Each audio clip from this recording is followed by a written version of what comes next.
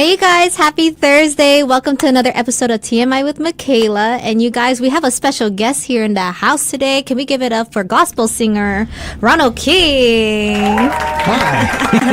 welcome. Thank you. All right, so RONALD, I don't even know where yet to start because there's so much we got to talk about. Yes. So RONALD King, he is a gospel singer. We got a testimony here, you guys, of how we met, and it's all God behind everything, behind all the chaos. But before we get into the story, RONALD King, he has been singing since 5 years old. You're from Pittsburgh, right? Pittsburgh, yes. All right, black and yellow. Here you go, here to represent. He actually went to college. You studied Bachelor's of Science in Ministerial Leadership with a focus of worship ministry. Correct. So what do you want to do with that? I want to help churches elevate their worship because I do believe that it's our highest form of respect for God. I like that. Highest form of respect to God. That's good. So you also sang or shared a stage with a lot of big gospel singers. Israel Houghton, I listen to him a lot. Yes. How long have you been singing in that era? Oh, wow. I think I really started singing in churches back since I was a kid, growing up in the church choir and stuff like that. But giving it my full attention probably about 2005, 2006. I was in elementary school. That makes me feel old. But no, this is awesome. You guys, I'm excited to talk about our story because this really just shows God in everything, even in the industry, in the entertainment industry, and within business. I'm just very grateful to have met you. You guys, I just met him less than a month ago, or about a month ago. About a month ago. Yo, we already went through everything. Yes, we have. So, RONALD has a event coming up, album release party. Correct. Coming up on the 14th, June 14th. June 14th. Any little hints of what's going to happen that night? Oh, wow. We have a red carpet. It's supposed to be a Dress to Impress event. It's open to everybody. Yes. It's at 6420 South Arville Street. It's called Studio 12. And the owners have graciously opened up their warehouse to us to throw this shindig. There will be, backdrop extravaganza. We have a few artists that will perform. We have a silent auction. Who are the artists? We have Damon Owens. All right. He's a local freestyle rapper. Cool. We have Jerry Hester from Ohio. He's Nice. a 60s, 70s R&B vocalist. He's been in the industry for over 30 years. Wow. And we also have Billy Gaines from here in Vegas.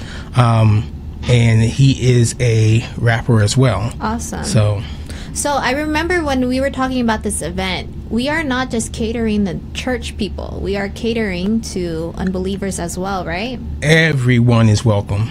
This is not a church event. This is a gathering so we can just have fellowship, have a good time. And this is my first album release, so I just wanted to share it with everybody. So thank you. Well, this is awesome. First of all, I want to say thank you. So this is actually how we kind of connected, is because of this event. My part in this, I guess I was supposed to run the show. Yes. but it's okay. I'm still excited to be part of it, and I'm very grateful that you've trusted me to still do this thing with you guys. And you guys have been a blessing from day one. I remember just the first day that I met you guys, I was like, wow.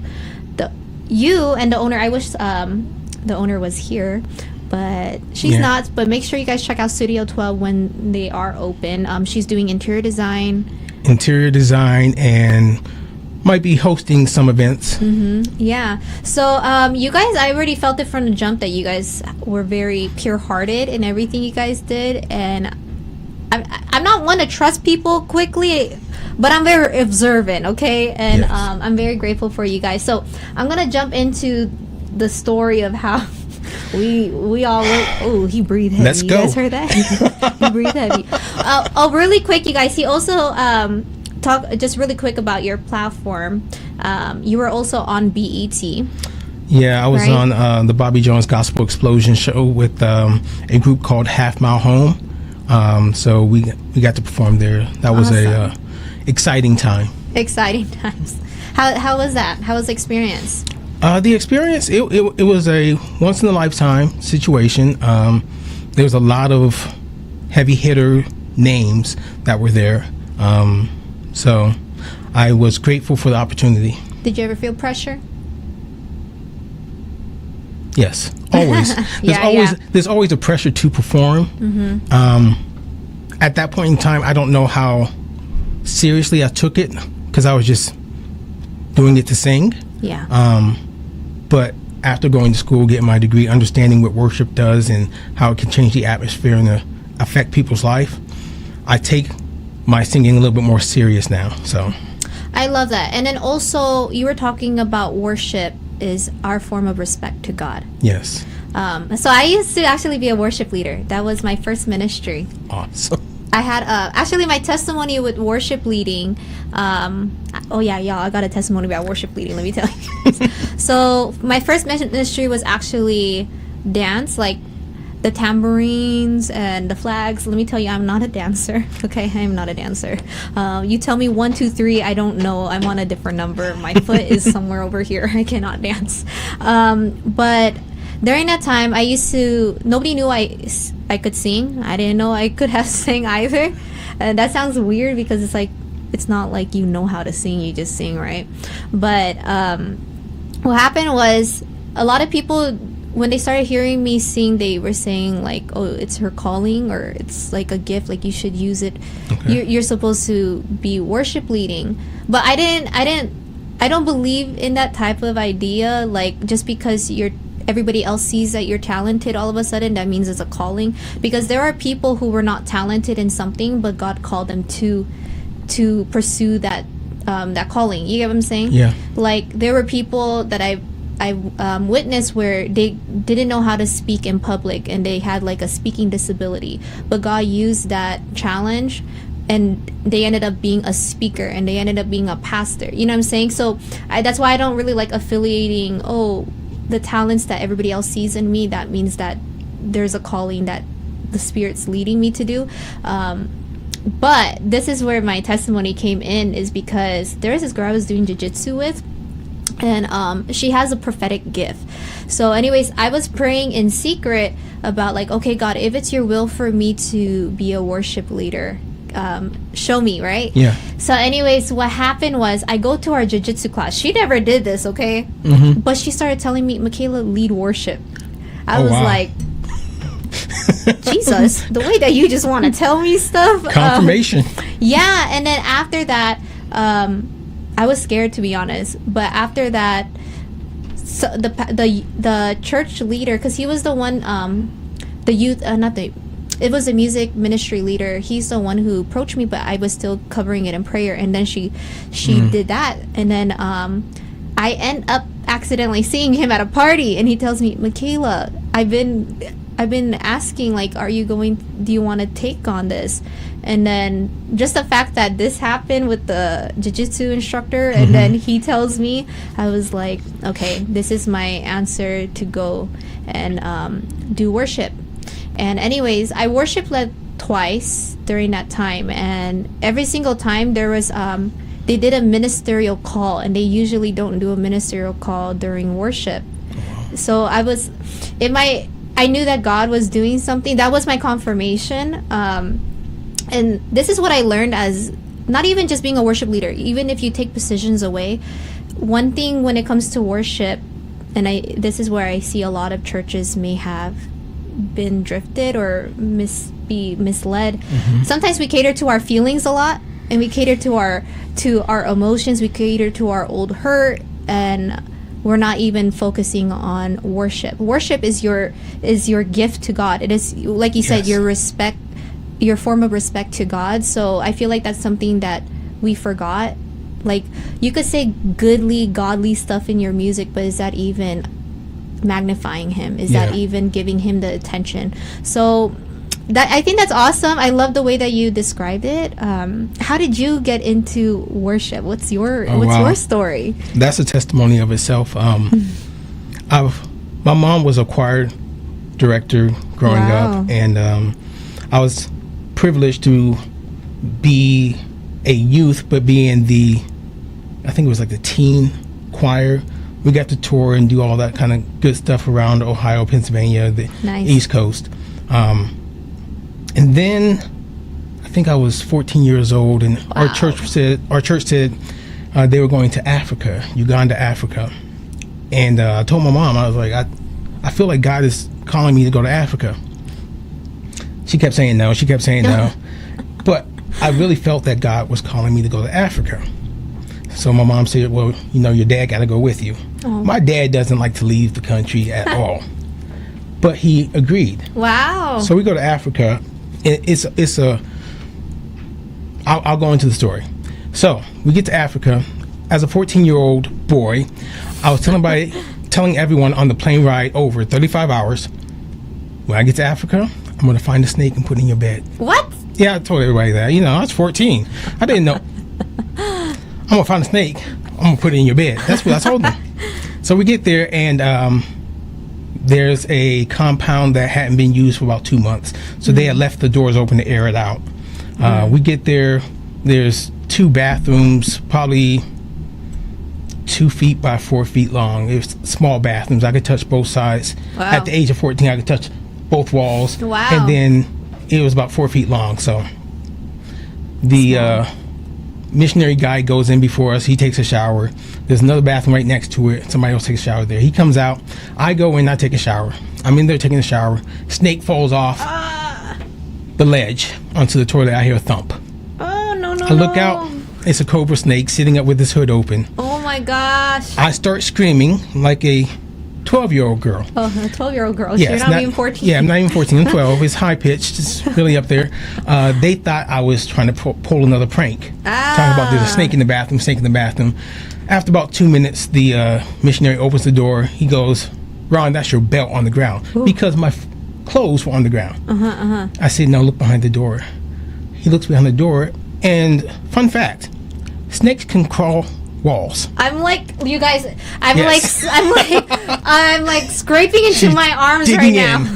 So this snake is crawling the wall, trying to get back up to the ledge. Oh. Now, me and this other grown man are in the bathroom fighting for the shower curtain, which is only about 24 inches wide. And you're like, you have no clothes on at this point.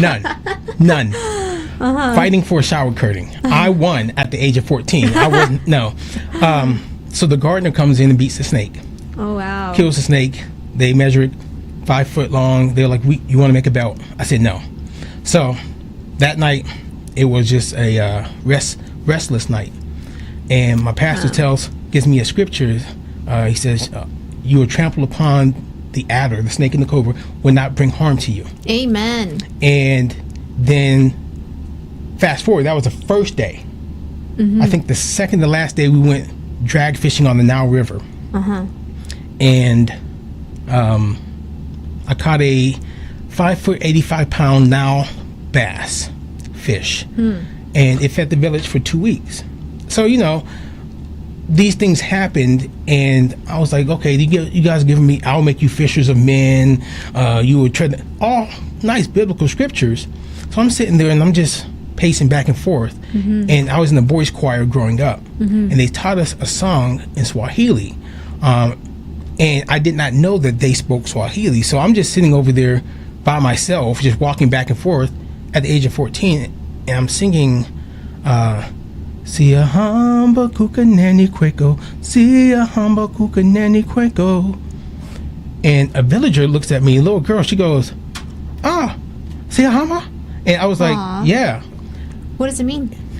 We are marching in the light of God. Wow. And I was able to sing that song with them in their native tongue. Wow. And at that point, I internally heard something say, you will be a worship leader. Wow. This is 1994. 1994, there was no such thing as worship leaders. There was choirs. There was a choir director. Really? in my culture, I grew up Southern Baptist, no such thing as a worship leader. That had not been anything at that point in time. And I'm like, I wasn't even born. You want to talk about I wasn't even born during that time, so a little tear just ran down my face. But yeah, and so when I heard that, I did not know how to compute, because I didn't know what a worship leader is. I knew I loved worship. Yeah. I knew that I had giftings to be a leader because I was able to help lead in translating with Americans what this song really means.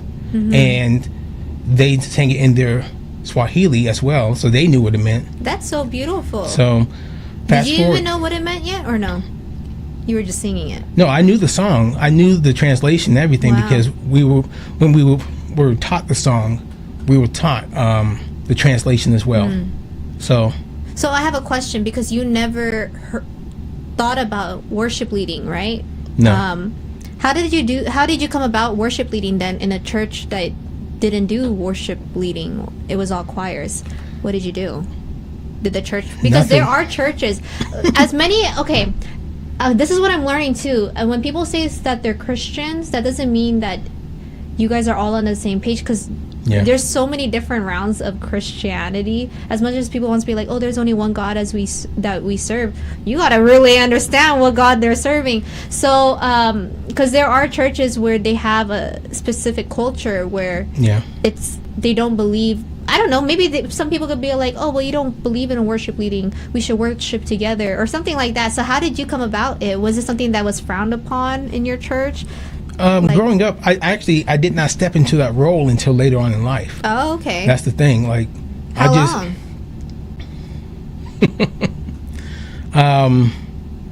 About 2003, 94 to 2003. Wow. Yeah. So, like 94, I was 14 years old. So, at the age of 16 and 17, I joined a men's group that we helped lead worship, but it was just called Disciples of Praise at my church. And same church that you grew up in at 14? Okay. Same church. And I mean, I helped lead worship there, but it wasn't a worship leader's position. It was just a group of guys singing. And then as time progressed, I sang and helped lead worship with groups, but never was I like the worship leader until I think 2013, 2014, and there was a need for a worship leader at the new church I was attending. Oh, wow. And so that's the first time you really, how did you feel? Did you feel free? Like,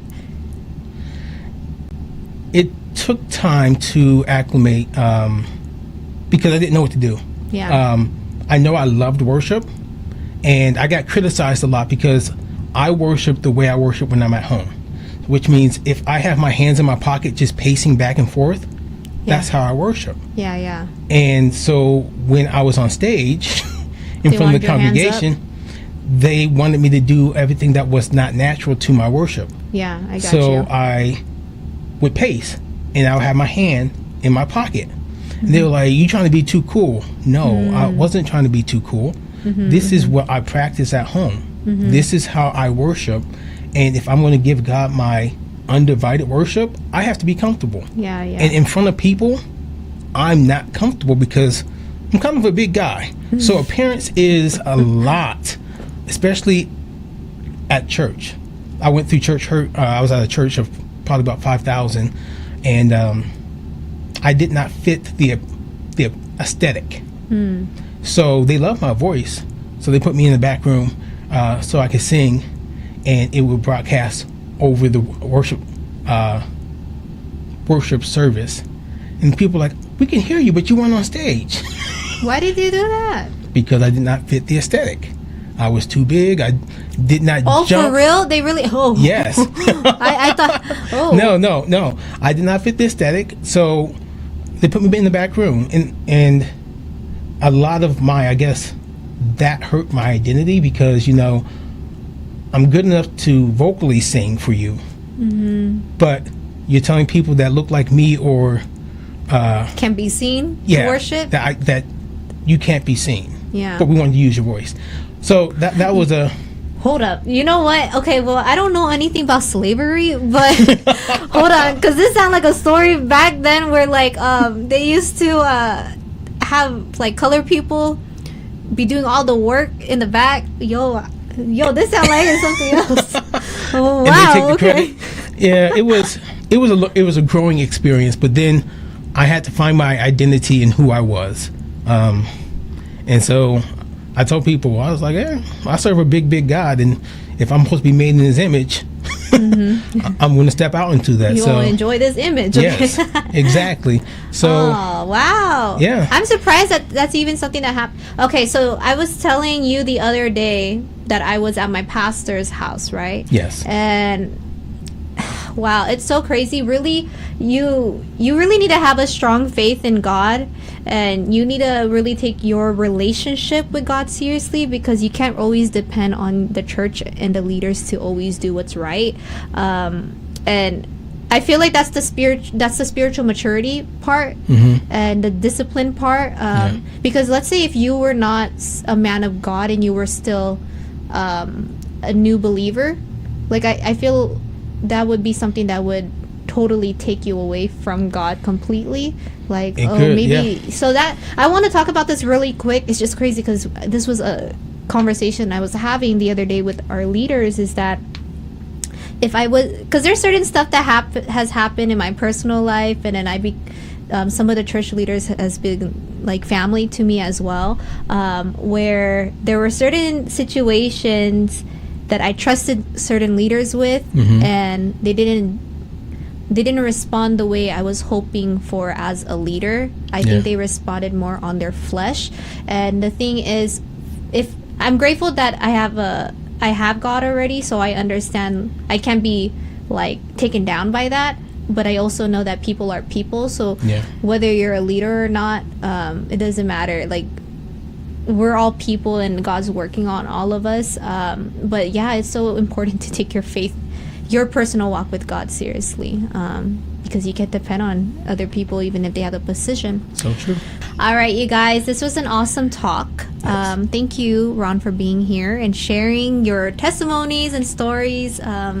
I know I'm so excited because I know your event's gonna be very blessed. So thank you for having me. Yeah, no, thank you. You guys hit us up. We are looking for sponsors. How can we get those sponsors to you guys? Email is kingrj74@gmail.com. Awesome. How can we find you on social media? I am listed under Earth Records on Insta, and Ronald J. King every place else. Awesome. Okay, you guys, June 14th, big day. Make sure you guys come out dressed to impress. Yes. I'll see you guys on the red carpet. Bye. Bye.